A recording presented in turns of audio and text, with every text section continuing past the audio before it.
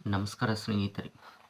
ಶಾಲಾ ಶಿಕ್ಷಣ ಇಲಾಖೆಯಿಂದ ಒಂದು ಬಿಗ್ ಅಪ್ಡೇಟ್ ಬಂದಿದೆ. ಅದು ಏನೆಂದರೆ, ಶಾಲಾ ಶಿಕ್ಷಣ ಸಚಿವರಾದಂತಹ ಶ್ರೀ ಮಧು ಬಂಗಾರಪ್ಪನವರು 18,000 ಶಿಕ್ಷಕರ ಹುದ್ದೆಗಳನ್ನು ಭರ್ತಿ ಮಾಡ್ತೀವಿ ಅಂತೇಳಿ ಏನು ಮಾಡಿದ್ದಾರೆ ಅಂದ್ರೆ ಪ್ರೆಸ್ ಮೀಟ್ ಸಂದರ್ಭದಲ್ಲಿ ತಿಳಿಸಿಕೊಟ್ಟಿದ್ದಾರೆ ಅಂತಕ್ಕಂಥದ್ದು. 13,000 ಚಿಲ್ಡ್ರಿ ಸರ್ಕಾರಿ ಶಾಲೆಗಳಲ್ಲಿ ಮತ್ತು 5,000 ಶಿಕ್ಷಕರನ್ನು ಅನುದಾನಿತ ಶಾಲೆಗಳಲ್ಲಿ ನೇಮಕ ಮಾಡ್ತೀವಿ ಅಂತಕ್ಕಂಥದ್ರ ಬಗ್ಗೆ ತಿಳಿಸಿದ್ದಾರೆ. ಆದರೆ ಶಿಕ್ಷಣ ಸಚಿವರು ಪ್ರತಿಯೊಂದು ಪ್ರೆಸ್ ಮೀಟ್ ಸಂದರ್ಭದಲ್ಲಿಯೂ ಕೂಡ ಶೀಘ್ರಗತಿಯಲ್ಲಿ ನಾವು ನೇಮಕಾತಿಯನ್ನು ಮಾಡ್ತೀವಿ ಅಂತ ಹೇಳಿದಾರೆ. ಆದರೆ ಆ ಶಿಕ್ಷಕರ ಒಂದು ನೇಮಕಾತಿಗೆ ಯಾವಾಗ ಅಧಿಸೂಚನೆಯನ್ನು ಹೊರಡಿಸ್ತಾರೆ ಅಂತಕ್ಕಂಥದ್ರ ಬಗ್ಗೆ ಕಾದು ನೋಡಬೇಕಾಗಿದೆ.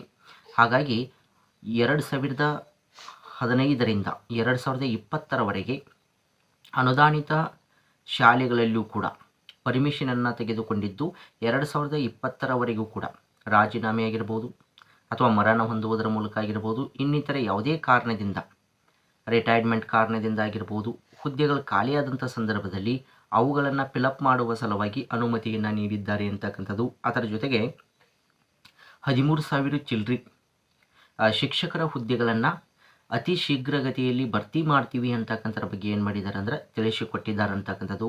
ಹಾಗಾಗಿ ಇನ್ನೂ ಕೆಲವೊಂದಿಷ್ಟು ದಿವಸ, ಒಂದು 2 ಅಥವಾ 3 ತಿಂಗಳವರೆಗೆ ಏನಾಗಬಹುದು ಅಂದ್ರೆ ಈ ಶಿಕ್ಷಕರ ಒಂದು ನೇಮಕಾತಿಯ ಅಧಿಸೂಚನೆಗಳನ್ನು ನಾವು ಏನು ಮಾಡ್ಬೋದು, ಕಾಯಬೇಕಾಗ್ತದೆ. ಹಾಗಾಗಿ ಇದು ಪ್ರಮುಖವಾದಂಥ 2 ವರ್ಷ ಆದರೂ ಕೂಡ ಅವರು ಅತಿ ಶೀಘ್ರದಲ್ಲಿ ಅಂತಕ್ಕಂಥ ಒಂದು ಪದವನ್ನು ಬಳಸುವುದರ ಮೂಲಕ ಇಲ್ಲಿವರೆಗೂ ಕೂಡ ಏನು ಮಾಡಿಲ್ಲ, ಯಾವುದೇ ರೀತಿಯಂಥ ಶಿಕ್ಷಕರ ನೇಮಕಾತಿಯನ್ನು ಮಾಡಿಲ್ಲ. ಆದರೆ ಇವಾಗ 18,000 ಶಿಕ್ಷಕರನ್ನ ನೇಮಕಾತಿ ಮಾಡ್ತೀವಿ ಅಂತೇಳಿ ತಿಳಿಸಿಕೊಟ್ಟಿದ್ದಾರೆ. ಹಾಗಾಗಿ ಅತಿ ಶೀಘ್ರವಾಗಿ ಏನು ಮಾಡಲಾಗ್ತದೆ ಅಂದ್ರೆ ಈ ಶಿಕ್ಷಕರ ನೇಮಕಾತಿಗೆ ಅಧಿಸೂಚನೆಯನ್ನು ಹೊರಡಿಸಲಾಗ್ತದೆ ಅಂತಕ್ಕಂಥದ್ದು.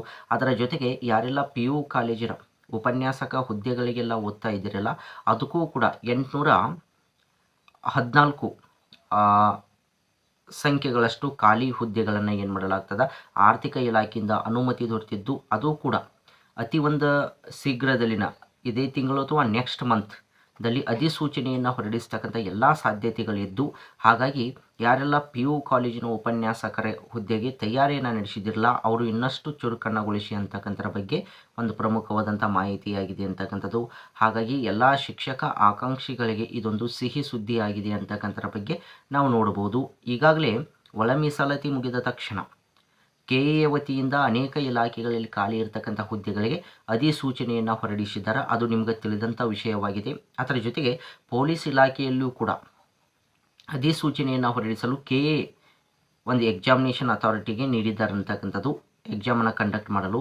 ಹೀಗಾಗಿ ನಂತರದಲ್ಲಿ ಈ ಶಿಕ್ಷಕರ ಒಂದು ಹುದ್ದೆಗಳು ಅತಿ ಹೆಚ್ಚು ಖಾಲಿ ಇರುವುದು ನಮ್ಮ ಕರ್ನಾಟಕದಲ್ಲಿ 70,000ಕ್ಕಿಂತ ಹೆಚ್ಚಿನ ಹುದ್ದೆಗಳು ಏನದಾವಂದ್ರೆ ಶಿಕ್ಷಕರ ಹುದ್ದೆಗಳು ಖಾಲಿ ಇದ್ದು, ಹಾಗಾಗಿ ಈ ಒಂದು ಇಲಾಖೆಯಲ್ಲಿ ಭಾಳಷ್ಟು ನೇಮಕಾತಿಗಳು ಆಗಬೇಕಾಗಿದೆ ಅಂತಕ್ಕಂಥದ್ದು.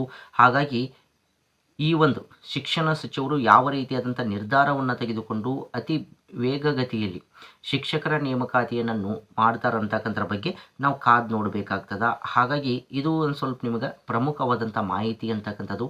ಮಾಹಿತಿ ಇಷ್ಟವಾಗಿದ್ದರೆ ನಮ್ಮ ಚಾನಲನ್ನು ಸಬ್ಸ್ಕ್ರೈಬ್ ಮಾಡಿಕೊಳ್ಳಿ, ಪಕ್ಕದಲ್ಲಿರ್ತಕ್ಕಂಥ ಬೆಲ್ ಐಕನನ್ನು ಆನ್ ಮಾಡಿಕೊಳ್ಳಿ.